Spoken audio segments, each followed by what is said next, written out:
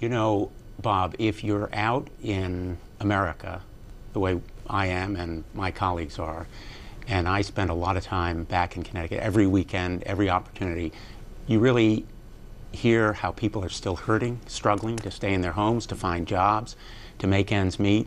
And they have a right to be angry at Washington because Washington hasn't been listening on gasoline prices.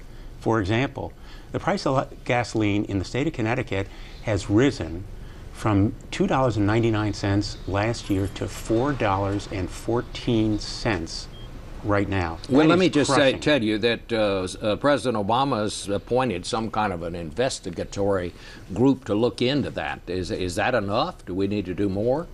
Bob, the problem is it is not investigatory. It is more to monitor and follow the developments. And I commend and applaud the president for focusing on this issue. But I think there really needs to be an investigation involving, for example, subpoenas and compulsory process, which I used as Attorney General in similar investigations. There needs to be very possibly a grand jury to uncover the potential wrongdoing. So you want the Justice Department? Is that what you're saying? The Justice Department should take the lead, seize this moment, and send a message, a very strong deterrent message, that this country will not tolerate the kind of illegal speculation and trading and hedge fund activity that may be driving prices up. Just to give you one fact, the amount of trading and hedge fund activity, the energy positions are at an all-time high in this country's history, up 64% from just a few years ago.